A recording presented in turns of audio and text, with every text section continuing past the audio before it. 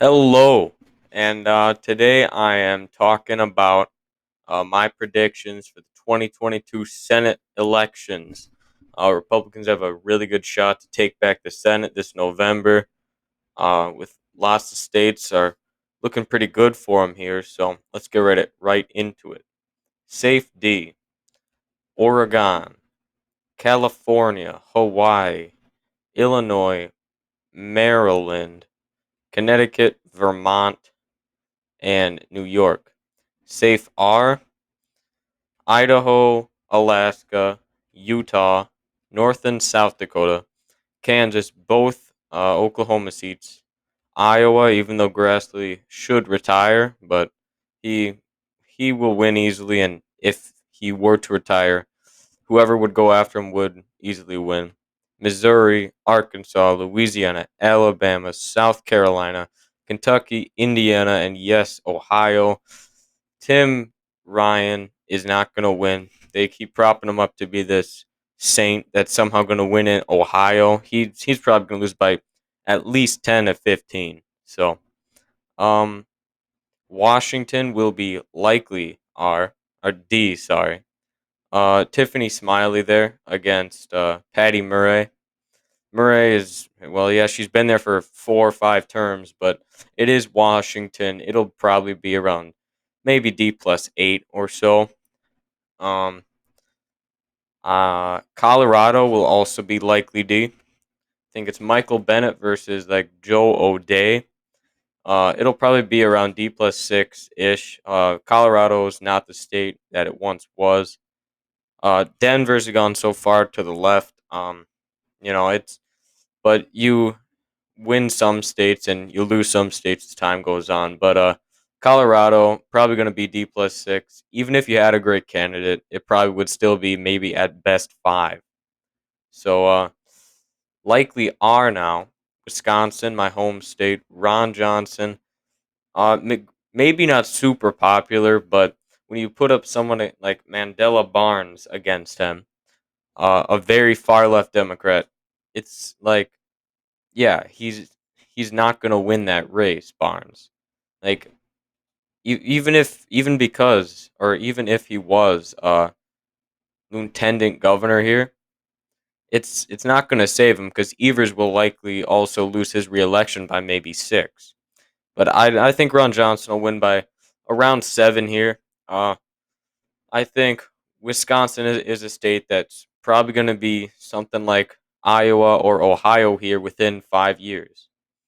And then Ohio and Iowa will become like Missouri and Indiana. Other likely Republican seats, Nevada, I think, is going to be around R+5 because the DSA took over the Democrat Party there. Adam Laxalt's pretty popular there. Um, he overperformed most other Republicans in 2018 for the governor's race. Um, and Catherine Cortez Masto isn't, anybody special there. It's just another normal Democrat that, not very popular. Plus, Nevada's also been going to the right for maybe 10 years or so now. Not by much. It's kind of been a slow shift, but I think it will continue going to the right. North Carolina and Florida, I think, will also be likely R. Um, Rubio is just overall popular. You could put anyone up against him and fund them a lot, and they'd still lose at least by 6 or 7. I think Rubio could win by 10. I'm just gonna put it down as likely, but I think he could win by 9 or 10%. Just depends there. North Carolina, Ted Budd. Ted Budd is going against a nobody who I think like Beasley, I think it is was like a justice or judge there or something. I don't even know. And she lost her reelection, I think. So if she couldn't win in 2020 with like a D+4.5 or so national environment, how is she gonna win in like an R+ at least 7 or 8 against Ted Budd? She'll probably lose by 7 or 8. So I think it'll be a pretty easy victory for Bud. Gonna be a big upgrade over Burr. Uh, so I think that's gonna be a not a flip, but definitely an upgrade over Burr there. I and then on to leans. Um, I think Arizona. Uh, I think will be around R plus 3 or 4. Blake Masters recently just won the primary, going against Mark Kelly, who promised to be a moderate and then was not like that at all. So I think that's going to be a relatively easy flip for Masters, and I think Arizona's around at its peak to going to the left. I think for now on, it's just going to stay around a pretty close state within 5 for both sides in most elections. I think that'll definitely be a flip though.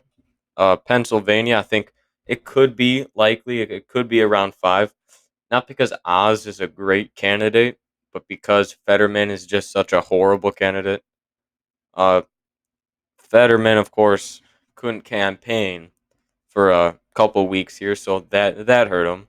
And then he's attacking Oz for just stupid things about I forget if it was living in like Ohio or New Jersey, but just attacking him for stupid things which nobody's gonna care about when it comes to voting. So probably around R plus 4 ish there. And Georgia, I think Herschel Walker, uh, football legend. I think he will probably win by 3 or 4 or so. Uh, and granted, Georgia is going to the left, but I think this is probably like the last stand for Republicans on a Senate level. I think Trump will probably win Georgia in 2024, but it's probably the last time there. So I think that'll definitely be or likely be another flip there. And the last state, New Hampshire. I think this is a race which I think I it's difficult to rightfully say. New Hampshire hates incumbents. It's going to be a red wave, but at the same time, it's still much a very much so leaning D state. I think I'm going to put it down tilt D. I think Don Bolduc would probably win by around 1. I think Chuck Morse might win by 1.5 or 2, but uh, Don Bolduc is a bit better on the issues there, though. So I think I'm gonna put that down as a tilt R for now. That could change. I'm probably gonna stick by that. We'll just have to see there, though. But that's just about it here. I have Republicans with 54 to 46, flipping Nevada, Arizona, Georgia, and New Hampshire.